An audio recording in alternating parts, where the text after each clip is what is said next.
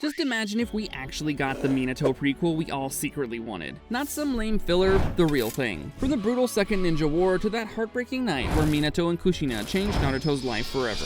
Minato's sacrifice basically built the entire Naruto series, but Kishimoto just left it in flashbacks. Today, we're fixing that. Let's build the prequel that should have existed. The world Minato was born into was brutal. The hidden village system Hashirama created for peace had become a machine for large-scale war. After the first Great Ninja War, a fragile treaty collapsed, and the second Great Ninja War broke out. Konoha sent wave after wave of young ninja into the battles, where survival made legends. Most who went to war never came back the same. Many never came back at all. Minato entered the academy with one dream: to become Hokage, to earn the respect of a village that hadn't given him much reason to believe in it yet. He was quiet, too much calm for someone his age. The kind of student instructors couldn't quite place because he wasn't loud about his ability. He just had it, and in a way that felt different from other prodigies. Then Kushina Uzumaki transferred into his class, and most students made fun of her ambition to become the first female Hokage. Minato was the one who was impressed by it. He watched her fight her own battles, refused to be shrunk by anyone, and carry a fury that looked to everyone else like a problem. To him, it looked like something else entirely. He was immediately drawn to her bright red hair,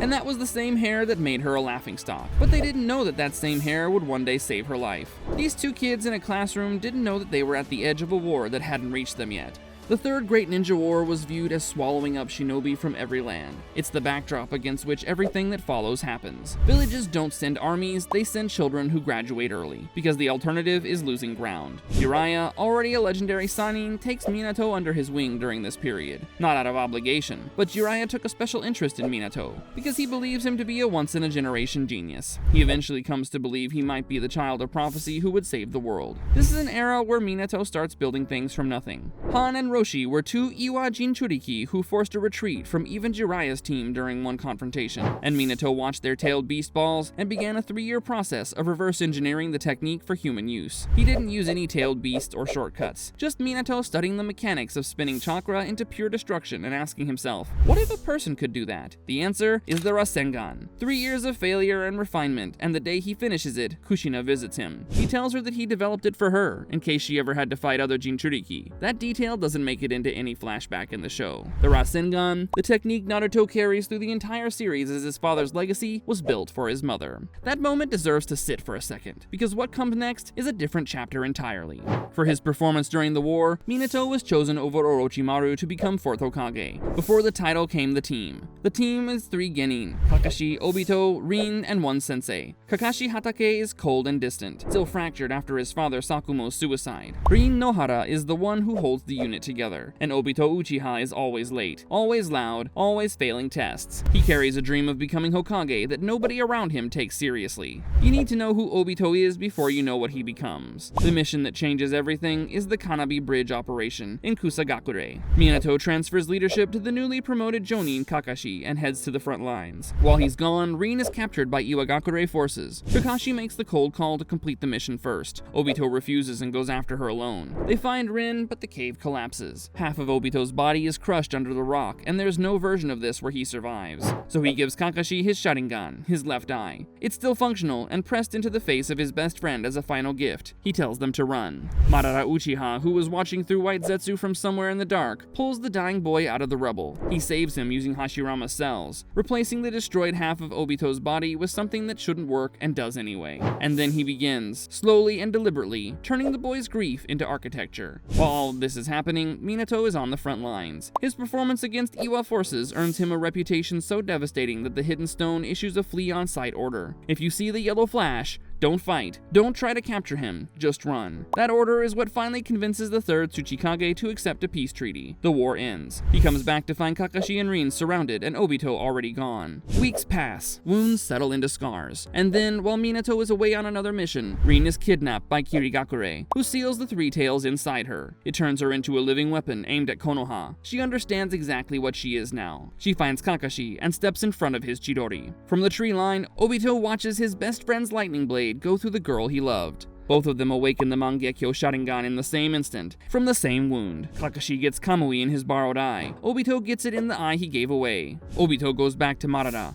He has nothing left to protect and nothing to lose. Now let's skip to the night of October 10th. That's the backbone of this entire prequel. It's the night Naruto was born. Minato gives Kakashi the day off, a small reward for good work. He and Kushina have planned for this. They chose a remote cave outside the village walls, warded with barriers, ringed with anbu. He will hold the seal while she labors, and everything will be fine. Naruto is born. For exactly one moment, it is fine. Then Obito arrives. He moves through the anbu like they aren't there. The guards, the midwives, gone. He instantly gets the baby. Minato is shocked to see his newly born son held in the grip of a man wearing a spiral mask over half a dead boy's face. He tells Minato to back away from Kushina or he kills the child. Minato takes Naruto back. He's fast enough, but the moment he has the baby in his arms, he feels explosive tags pressed against his son's skin. He has no choice. He teleports away with Naruto to keep him from being torn apart. In that single second of absence, Obito takes Kushina. By the time Minato finds a safe place to set Naruto down and teleports back, it's already done. Obito has moved Kushina by using his Sharingan to breach her mind, and her seal, weakened by childbirth to its absolute thinnest, breaks open. The Nine Tails is extracted from her body. She survives only because of her Uzumaki blood,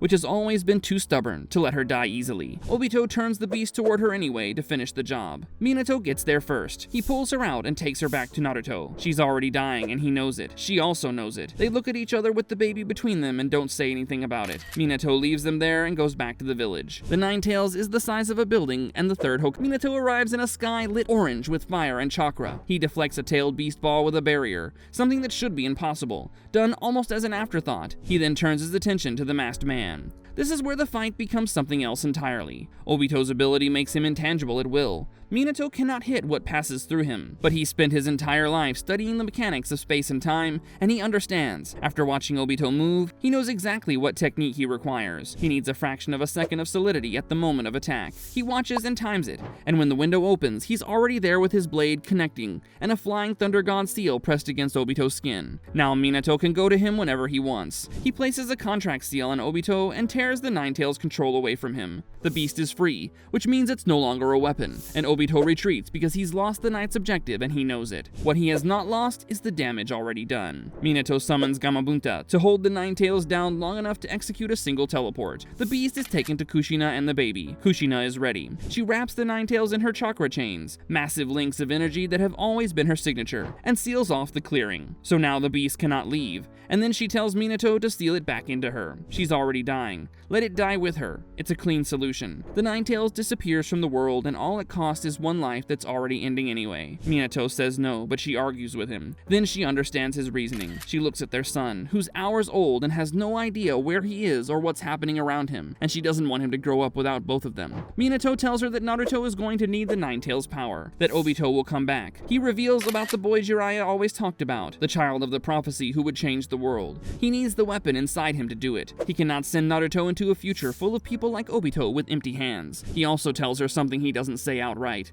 because there's no time and because she already knows it. If she takes the Nine Tails with her into death, it will simply regenerate. In a few years, it comes back, and it comes back without a Jinchuriki to contain it. And then Konoha burns again, and this time there's no one to stop it. Sealing it inside Naruto is the only answer that actually holds. Kushina stops arguing and holds the baby instead. Minato performs the Reaper Death Seal. The Shinigami appears behind him. Minato uses it to split the Nine Tails. The yin half, the darker, heavier chakra laced with hatred and malice, is drawn into the Reaper's stomach with Minato himself as the price. The Nine Tails understands what is happening. It's been conscious for longer than most civilizations, and's not going to allow itself to be sealed inside a human infant without a fight. It pulls a claw back and drives it forward, not at Minato, not at Kushina, but at the baby on the ground between them. Both parents move at the same time. They put themselves between the claw and their son. The impact goes through them both. They take it, and they stay standing long enough to finish what they started. Minato seals the young half into Naruto with the 8 trigram seal, layered over with their own chakra, pressed into the gaps like a letter folded into an envelope, set to open the day he needs them most. He summons Gerotora, who takes the key to the seal and sets off toward Jiraiya, who's somewhere in the world and doesn't yet know what he's about to receive. Even now, even like this, Minato is thinking forward. The key can accelerate the seal or slow it. Naruto will need to access the Nine-Tails power in stages, not all at once. Minato has thought about this probably for months, and he's making sure it works after he's no longer here to correct it. Then he lies down next to his son. Kushina talks to Naruto. She knows he can't understand any of it, but she says it anyway, because there's no one else she will ever get to say it to.